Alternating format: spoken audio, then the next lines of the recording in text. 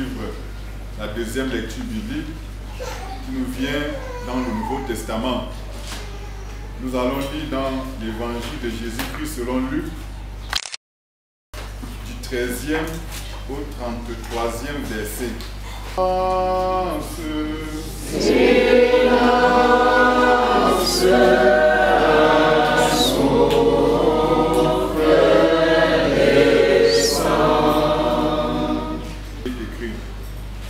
Et voici ce même jour, deux disciples allaient à un village nommé Emmaüs, éloigné de Jérusalem de 60 stades. Et ils s'entretenaient de tout ce qui s'était passé. Pendant qu'ils parlaient et discutaient, Jésus s'approcha et fit route avec eux. Mais leurs yeux étaient empêchés de le reconnaître. Et il leur dit: de quoi vous entretenez-vous en marchant pour que vous soyez tout tristes? L'un d'eux, nommé Cléopas, lui répondit: es-tu le seul qui, séjournant à Jérusalem, ne sache pas ce qui y est arrivé ces jours-ci? Quoi, leur dit-il?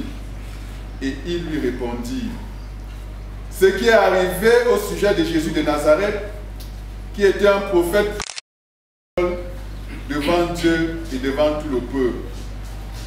Et comment les principaux sacrificateurs et nos magistrats l'ont livré pour le faire condamner à mort et l'ont crucifié. Nous espérions que ce serait lui qui délivrerait Israël, mais avec tout cela, voici le troisième jour que ces choses se sont passées. Il est vrai que quelques femmes d'entre nous ont fort étonnés, s'étant rendues de grand matin au sépulcre. Et n'ayant pas trouvé son corps, elles sont venues dire que des anges leur sont apparus et ont annoncé qu'il est vivant. Quelques-uns de ceux qui étaient avec nous sont allés au sépulcre et ils ont trouvé les choses comme les femmes l'avaient dit, mais lui le reconnut, mais il disparut de devant eux. Et ils se dirent l'un à l'autre: notre cœur se brûlait-il, ne brûlait-il pas au-dedans de nous lorsqu'il nous parlait en chemin et nous expliquait les Écritures? Se levant à l'heure même, ils retournèrent à Jérusalem et ils trouvèrent les 11 et ceux qui étaient avec eux assemblés. Amen. Je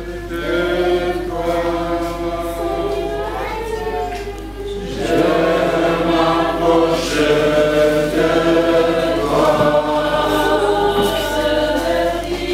source de vie, source de vie, mon sauveur, bénis-moi. Silence à mon cœur, Seigneur Saint-Esprit, répand ta lumière dans les cœurs de tes enfants de cette assemblée et soumets à la volonté de Jésus. Dispose de la l'instrument et d'ici la parole de la vie pour le salut de tes enfants. Seigneur, honore le nom de Jésus-Christ, dans la vie de Seigneur. Bénis-nous par ta parole. Exauce-nous au nom de Jésus-Christ de Nazareth. Amen. Venons nous asseoir.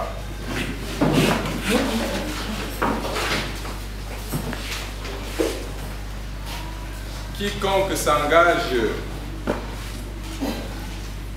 à réaliser un projet,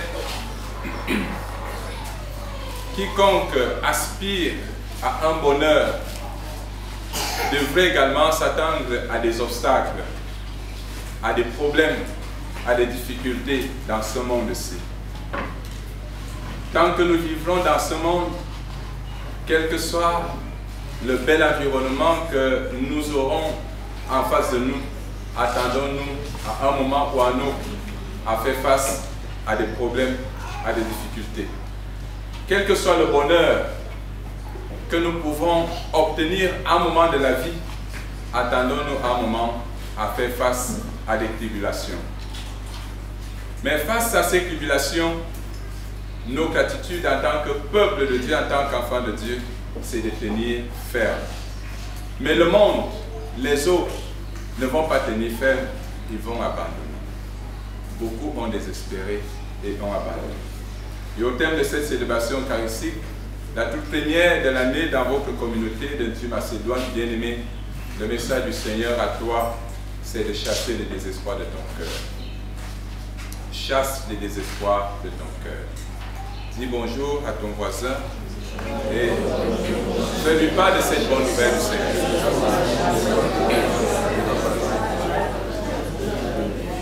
N'ouvre jamais la porte au désespoir.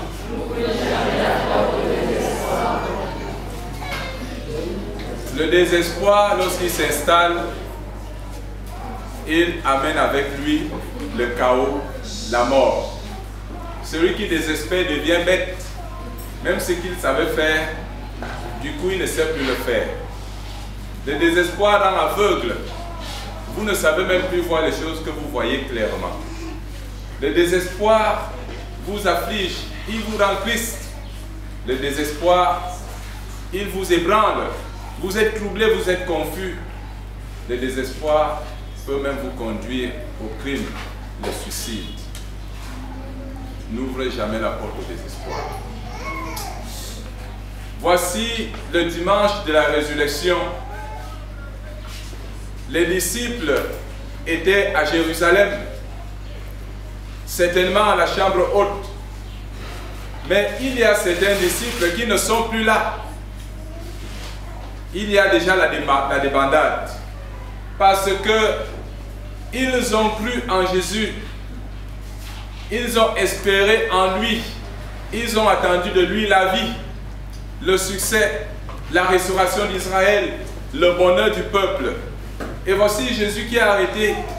Voici Jésus exécuté. Voici Jésus enseveli. Un jour, 2 jours. Le 3e jour, Jésus n'est pas là.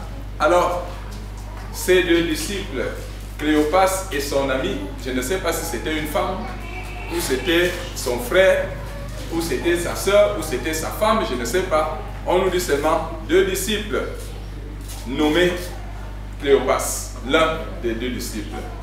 Le deuxième, on ne nous dit pas le nom.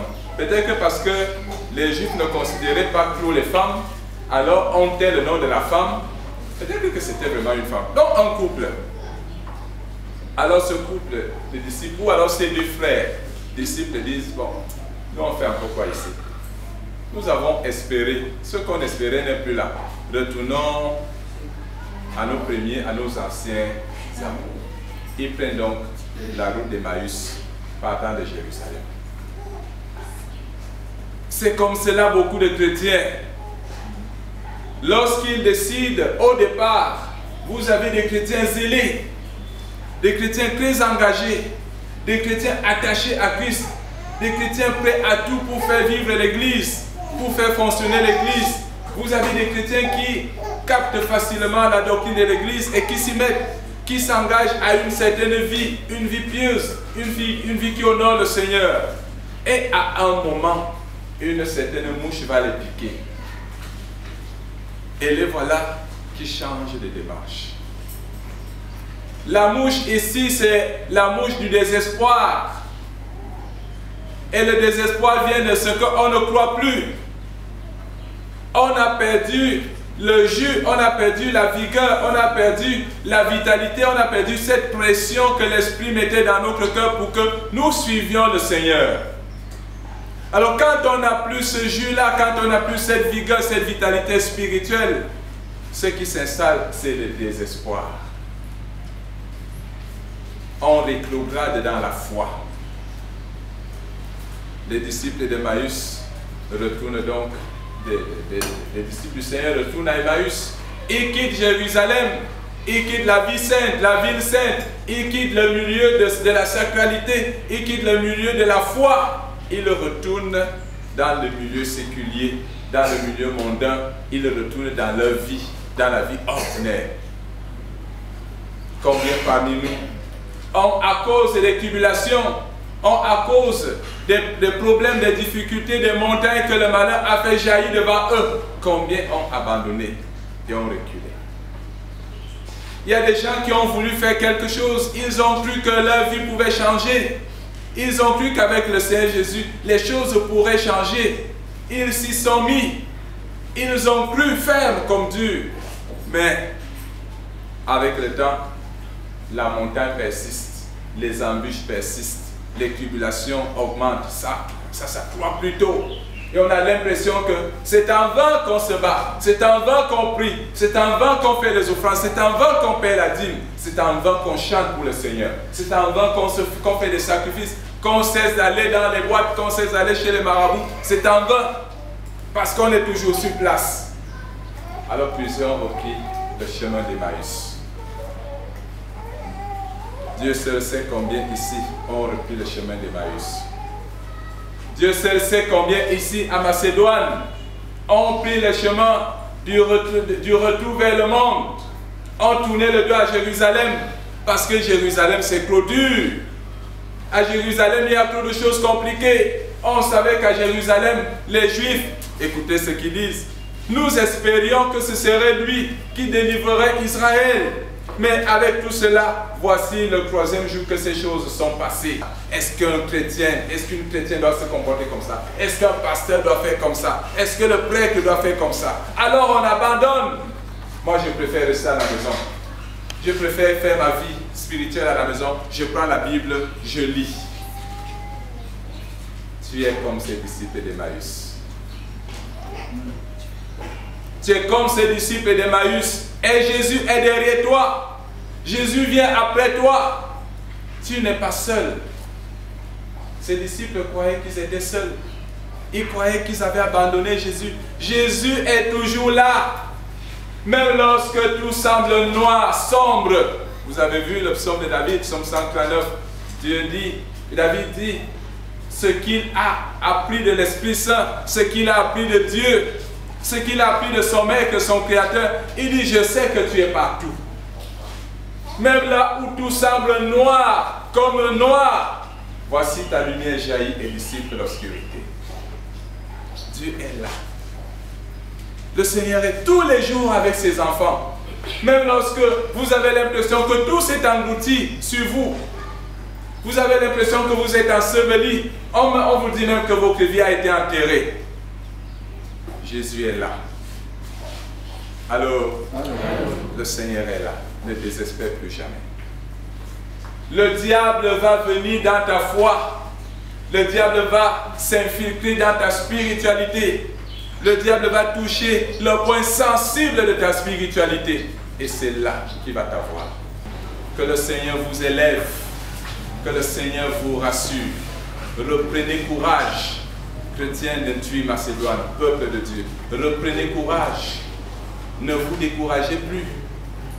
Dieu vient à vous, le Seigneur le ressuscité vient à nous dans la dimension de sa chair et son sang à travers cette table pour que nous ayons en nous sa propre vie, une vie de victoire, une vie de triomphe, une vie d'élévation, une vie de relèvement. Nous n'allons jamais être ensevelis, nous ne serons jamais engloutis. Nous ne serons jamais abattus, nous ne serons jamais détruits, nous ne serons jamais défaits. Parce que celui qui vit à nous, même lorsque le monde nous aura engloutis, même lorsque le monde pourra nous avoir abattus, il verra bien que nous allons repousser et nous serons plus forts.